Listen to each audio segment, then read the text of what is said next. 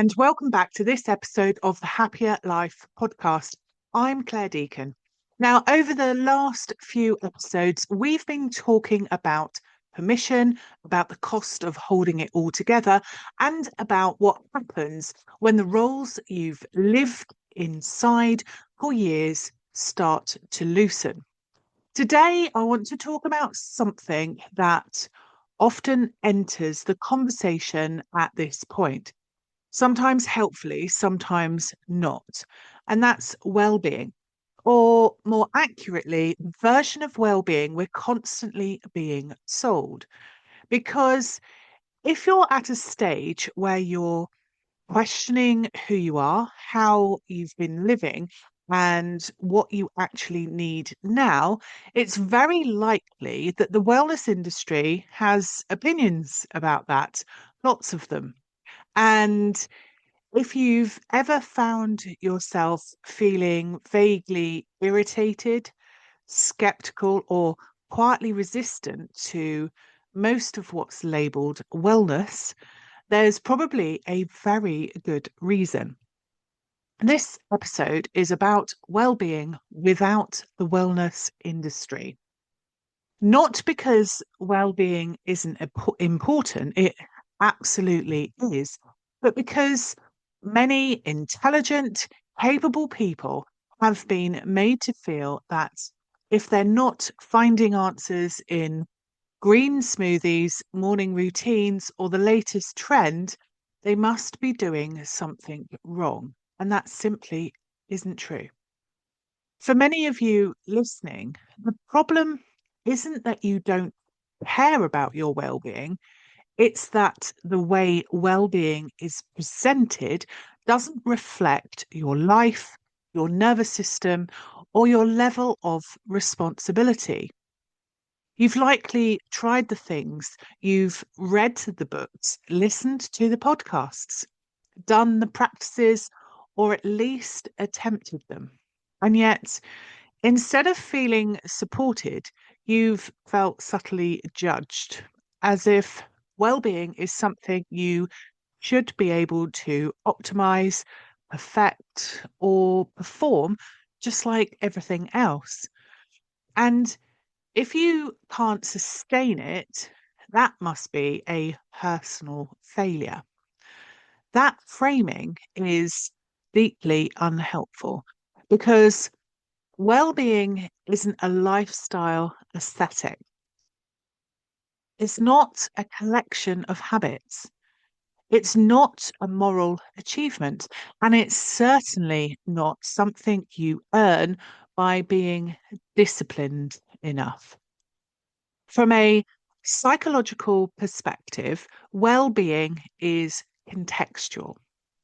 It's shaped by your nervous system, your life history, your responsibilities, your losses, your relationships, and the stage of life you're in. You cannot talk about well-being without talking about reality. One of the biggest issues with the wellness industry is that it often ignores context. It assumes a level of time, capacity, and internal safety that many people simply don't have, especially those who've spent years coping, holding things together, and functioning under pressure.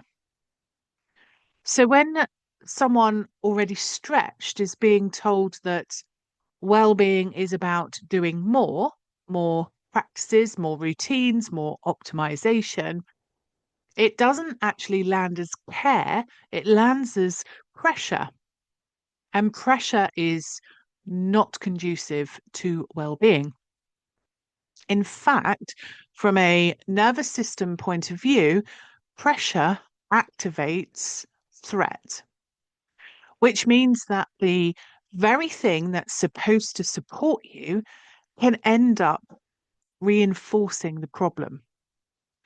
That is why so many people feel worse after trying to do well-being properly. They're already operating from effort and containment, and then they're given a model of well-being that requires even more effort.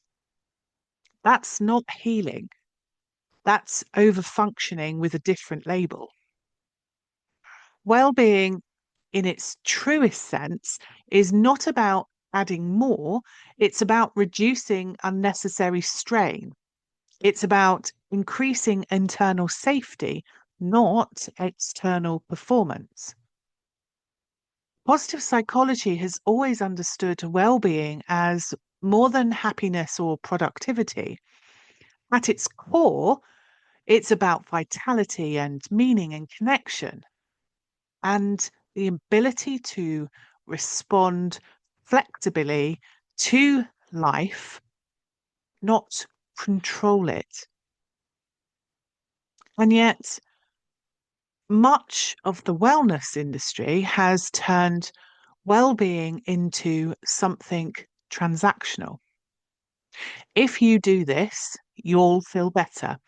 If you buy this, you'll be calmer. If you follow this routine, you'll be healed. That logic mirrors the very systems many people are already exhausted by, which is why it doesn't work, especially for those of you who are already competent, driven, and self aware. You don't need another system to manage. You need permission to relate to yourself differently. For many people at this stage, real well-being begins when they stop trying to fix themselves, when they stop assuming that discomfort means failure, when they stop outsourcing their internal authority to trends and experts on algorithms. This doesn't mean rejecting support or insight. It means becoming more discerning. It means recognizing that well-being is not one size fits all, and that what supports our nervous system may overwhelm another. So I've seen this repeatedly. People who are deeply reflective, capable, and conscientious often struggle most with mainstream wellness culture because they try to do it properly. They take it seriously, and when it doesn't work, they internalize that as being another one of their shortcomings. But the issue isn't their commitment, it's the model. Well-being that's built on self-surveillance, self-improvement, and constant monitoring is not sustainable.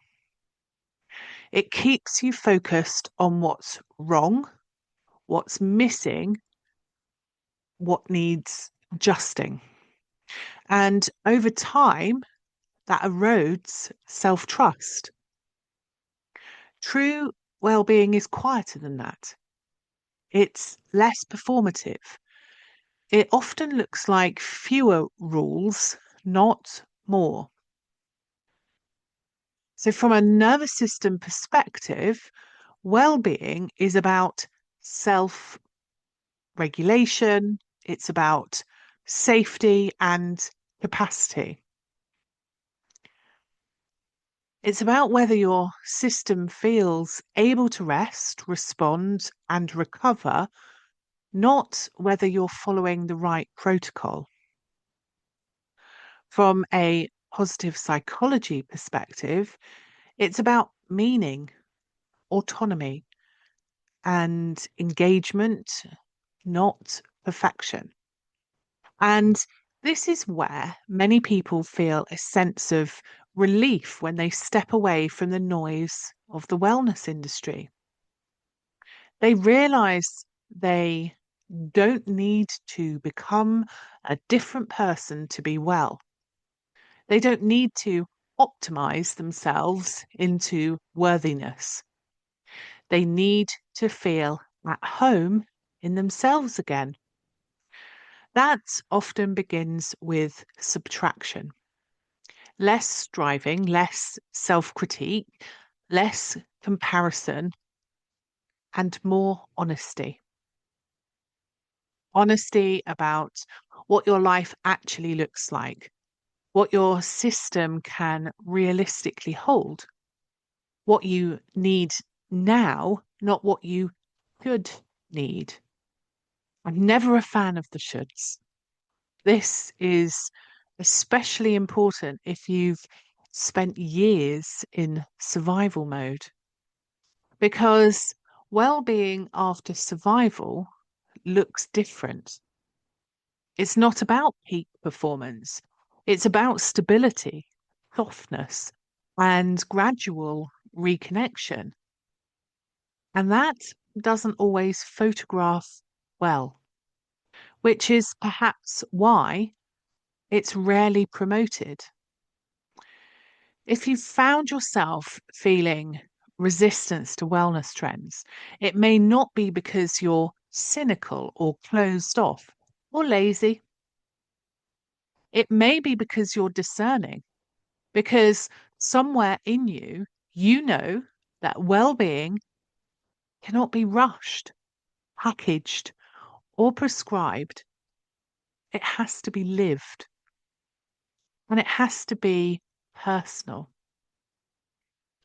At Happya, when we talk about well-being, we're not talking about fixing, optimizing, or improving you. We're talking about supporting you to move from survival to something that's more sustainable, to reconnect with yourself in a way that feels honest, grounded, and kind. That's slower work, but it's real. If this conversation resonates and you're looking for a more grounded, psychologically informed approach to well-being, one that respects your intelligence and your life, you'll find resources on my website focused on you, your identity, and how you show up in the world. You can explore those at happiercoach.com/explore/self. It will be in the show notes. And if you've been feeling quietly alienated by the wellness industry, let me say this clearly. You are not failing at well-being. You're just ready for a different conversation. Until next time, take care of you.